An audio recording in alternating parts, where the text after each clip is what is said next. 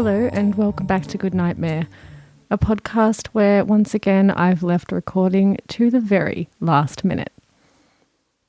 You may notice that sometimes there's an extra week between episode drops.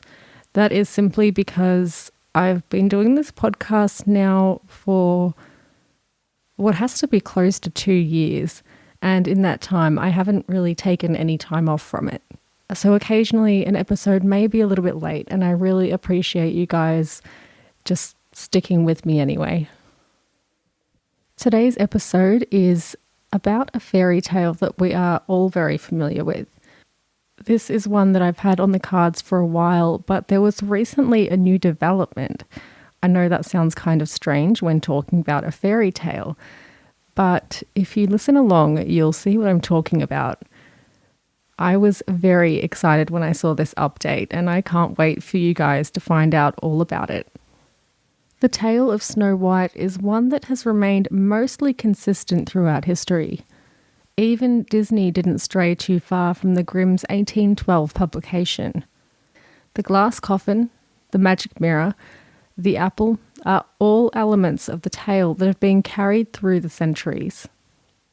Fairy tales are typically tales that could not possibly be true. They involve witches, trolls, fairies, elves and giants, magic and enchantments. Though, as with most stories told throughout history, they sometimes do stem from truth, no matter how much that truth becomes entwined with magical elements. And this is likely the case with Snow White. Like other fairy tales, Snow White is a work of fiction. Though in 1994, German historian Eckhard Sander published Snow White, Fairy Tale or Truth, in which he claims to have discovered a possible origin for the tale. That possible origin is as follows. In 1553, Margareta von Waldeck was born to Philip IV. At the tender age of 16, Margareta was forced to move away to Brussels by her stepmother, Katharina of Hatzfeld. Margareta fell in love with a prince in Brussels, who would later become Prince Philip II of Spain. Margareta's mother Katharina and her husband opposed the marriage, claiming it to be politically inconvenient. There was no way they could let it go ahead. Coincidentally, and I use that term loosely, Margareta mysteriously met her death at the young age of 21. She died of poisoning.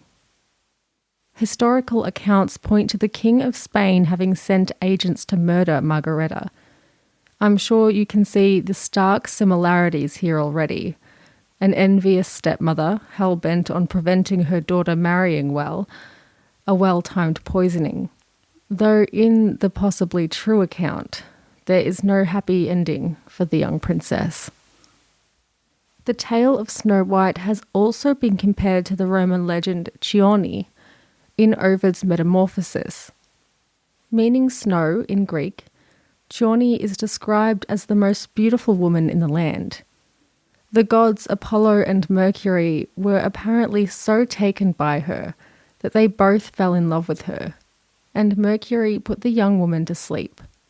Upon waking, Giorni boasted that she had won the affection of two gods, and was more beautiful than the goddess Diana.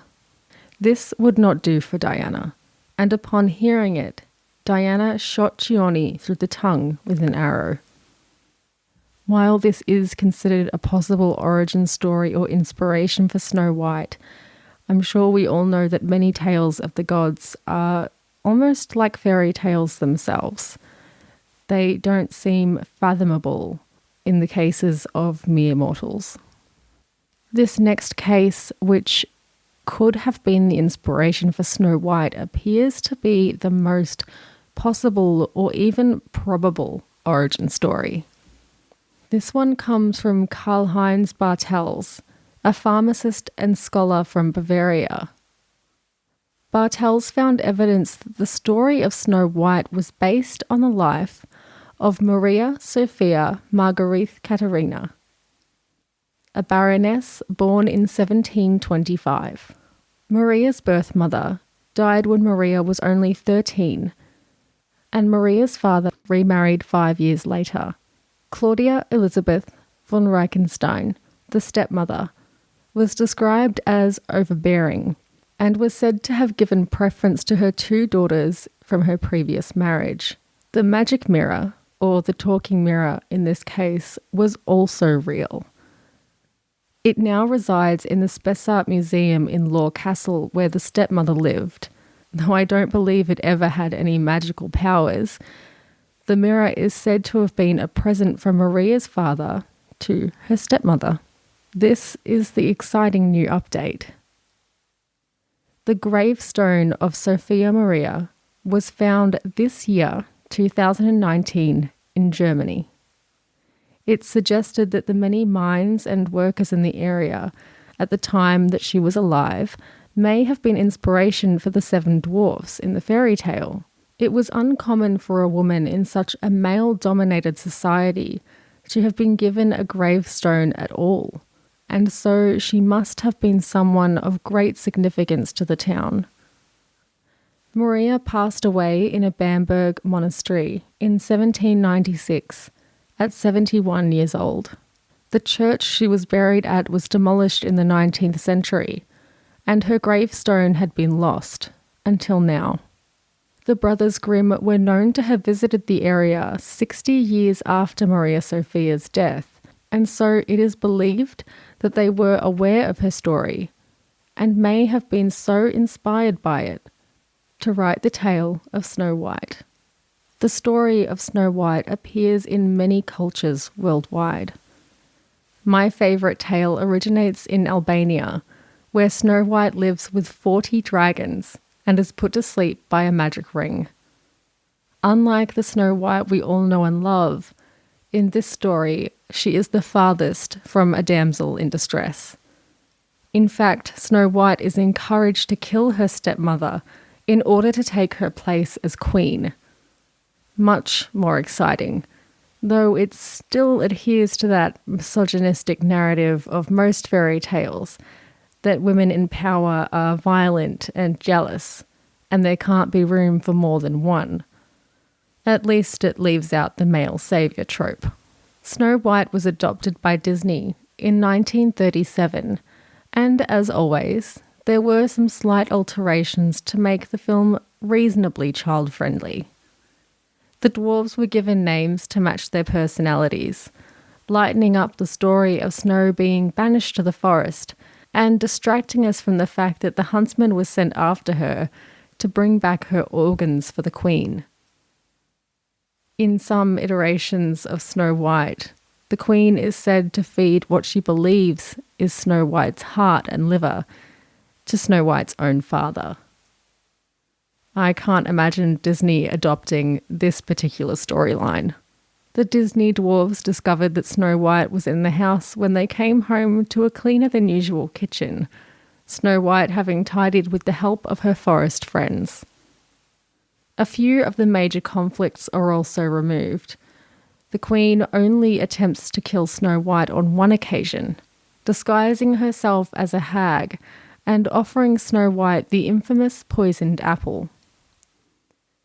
Consistent with all fairy tales and Disney endings, the Queen gets her comeuppance when she eventually dies by falling from a cliff and being crushed by a boulder. Only slightly more humane than the original tale. The evil queen is one of my favourite Disney villains. I think it's her magic that drew me in as a kid and her ability to disguise herself. For me, she is right up there with Maleficent and Ursula. Just like Maleficent, I feel that Ursula and the evil queen deserved their own films as well. Could you imagine the challenge of trying to humanize a character that's so evil she doesn't even have a real name? The evil queen is literally named the Evil Queen. If you've listened to my fairy tale episodes before, then you know the next part of this episode will be a reading of the tale as told by the Brothers Grimm. That episode won't have much of an introduction or an outro, as it's meant to be more of an audiobook style, to simply listen and enjoy. I would love for you to share with me your favourite fairy tale villains. I know we all talk about our favourite Disney princesses, but what about the ones who are kind of overlooked? Those women may be evil, but they're kind of still just as cool and powerful. You can contact me via email at goodnightmare_s@outlook.com or on social media on Instagram or Twitter at goodnightmare_s. If you do want to get in touch for a chat, your best bet is to send an email. I try to check them weekly and try to be as responsive as time allows. As always, thank you so much for listening. I really enjoyed putting this episode together and I can't wait to bring you the fairy tale itself.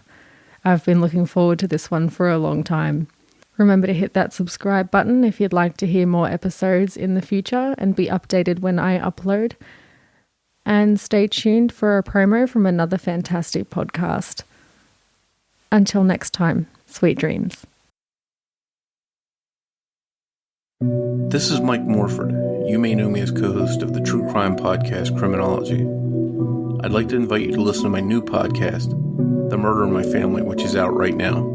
In each episode, I discuss a murder case and include an interview with a family member of the victim to discuss the aftermath of the murder. Some of the cases I cover are well known, and others you probably haven't heard of. And I have several episodes currently available for you to binge on, including episodes about the Delphi murders, the Golden State Killer, and the Colonial Parkway murders, just to name a few. Here's a small sample. Bill Thomas is the brother of Kathy Thomas, and he agreed to talk with me about the murder in his family.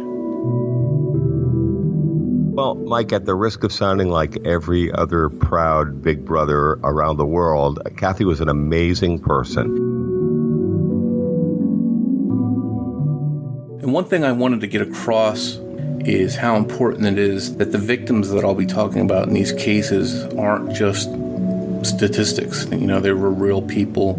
They're more than just murder victims. For me, knowing that he has a family and that he gets to see his kids every day and that he gets to be there for his kids growing up, like, it's not fair. He was the most funniest man I've ever met. He was everybody's friend.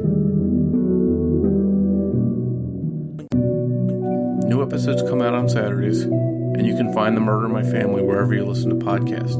Subscribe today so you don't miss an episode.